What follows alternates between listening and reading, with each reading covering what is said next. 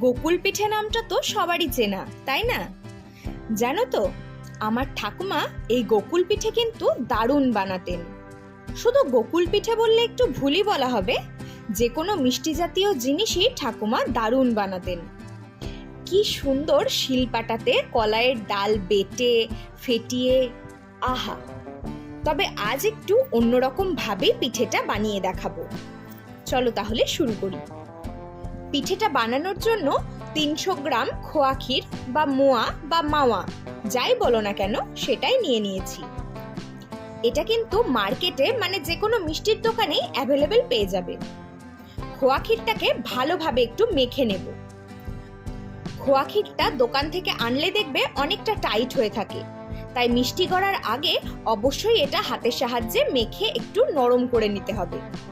তবে খোয়া ক্ষীরটা নরম করার জন্য কিন্তু জল দেওয়ার একদমই প্রয়োজন নেই।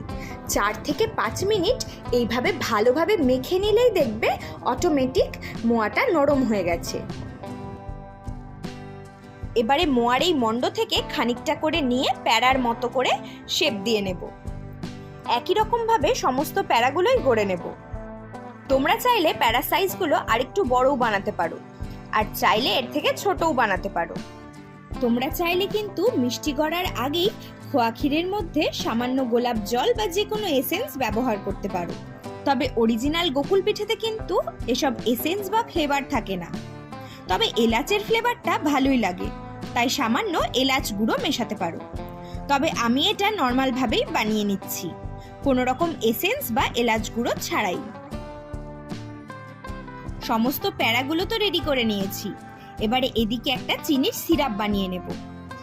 তার জন্য কড়াইতে 1.5 বাটি চিনি দিয়ে দিচ্ছি, আর ওই বাটির মাপ করেই 2 বাটি জল দিয়ে দিলাম, আর 3-4টে এলাচও কিন্তু ফাটিয়ে দিচ্ছি।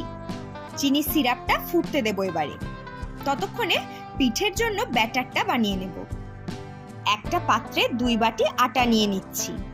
খুব সামান্য মানে 1 চিমটে বলতে পারো বেকিং সোডা বা খাবার সোডা অ্যাড করলাম, আর সামান্য নুন।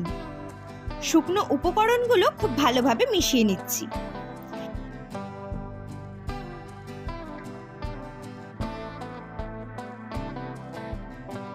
এবারে যে বাটির মাপ করে আটা নিয়েছি সেই বাটির মাপ করে 1 বাটি লিকুইড দুধ নিচ্ছি। দুধটা অল্প অল্প করে মিশিয়ে ব্যাটারটা রেডি করব। তবে সম্পূর্ণ দুধ দিয়েই কিন্তু ব্যাটারটা আমি রেডি করব না। 1 বাটি দুধ আর 1 বাটি জল নিয়েছি। জলটাও অল্প অল্প করে মিশিয়ে ব্যাটারটা রেডি করে নিচ্ছি। ব্যাটারটা ভালোভাবে কিন্তু ফেটিয়ে নিতে হবে। তোমরা চাইলে আটার পরিবর্তে ময়দাও ব্যবহার করতে পারো, তবে আটাতে কিন্তু এই মিষ্টিগুলো খুব নরম হয়। ব্যাটারটা কিন্তু খুব বেশি পাতলা করলে হবে না, তাহলে ভাজার সময় মিষ্টিগুলো ফেটে ক্ষীর বাইরে বেরিয়ে যাবে। ঠিক এই রকম মিডিয়াম ঘনত্বের ব্যাটারটা বানিয়ে নিতে হবে। ব্যাটারটা তৈরি করতে 1 বাটি দুধ সম্পূর্ণটাই কিন্তু দিয়েছি, তবে 1 বাটি জলের সম্পূর্ণটা কিন্তু আমার লাগেনি, এইটুকু বেঁচে গেছে। ওইদিকে চিনির সিরাপটাও বেশ ভালোভাবে ফুটে গেছে। এই পিঠে বানানোর জন্য কিন্তু আমাদের 1 তার বা 2 তারের সিরাপের কোনো দরকার নেই। চ্যাটচ্যাটে ভাব চলে আসলে গ্যাসের ফ্লেমটা বন্ধ করে দেব।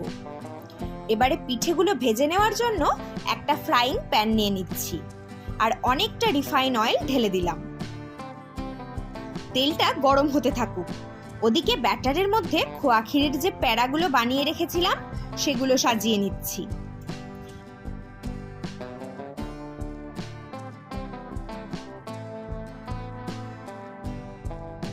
আর তেলটা গরম হয়ে এলে একটা চামচের সাহায্যে প্যারাগুলো ব্যাটারে কোট করে তেলের মধ্যে একে একে ছেড়ে দেব।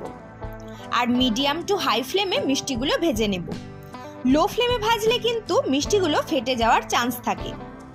তেলটা ঠান্ডা থাকতে থাকতেই কিন্তু মিষ্টিগুলো ভাজার জন্য একদমই দেবে না। অবশ্যই এটা খেয়াল রাখতে হবে যেন তেলটা খুব ভালোভাবে গরম হয়। লালচে করে ভেজে পিঠেগুলোকে তুলে নিতে হবে।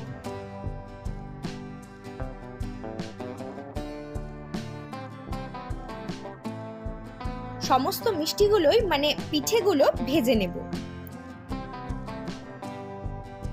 আমি যেহেতু ব্যাটারটাতে ময়দার বদলে আটা ব্যবহার করেছি, তাই পিঠেগুলো দেখতে একটু বেশি লালচে হয়েছে। তবে যদি তোমরা ময়দা ব্যবহার করো তাহলে মিষ্টিগুলো মানে পিঠেগুলো কিন্তু এতটা লাল হবে না, অনেকটা সাদাটে থাকবে। ঠিক যেমন কলাইয়ের ডাল দিয়ে গোকুল পিঠে বানালে যেমন হয় ঠিক তেমন।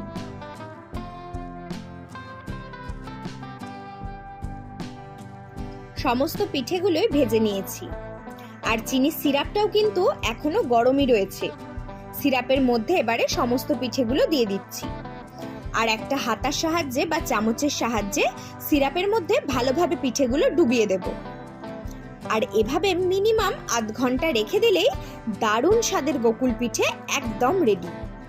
তোমরা নিশ্চয়ই দেখতে পেলে পিঠেগুলো ভাজার সময় একটাও কিন্তু ফেটে যায়নি, আর প্রতিটা পিঠেতে খুব সুন্দরভাবে রস ঢুকেছে।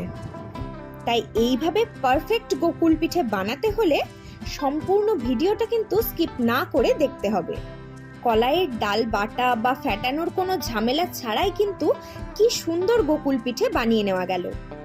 এই পিঠেটা এত সুন্দর খেতে হয়, এইভাবে একবার বানালে কিন্তু বারবার এভাবেই বানাবে। এবার পুজোতে তাহলে স্পেশাল এই গোকুল পিঠে বানিয়ে বাড়ির সবাইকে খুশি করে দাও। আর আমার ভিডিও যদি ভালো লেগে থাকে তাহলে অবশ্যই একটা লাইক করো। আবার নেক্সট দিন অন্য কোনো রেসিপি নিয়ে গল্প হবে। আজ আসি, টাটা।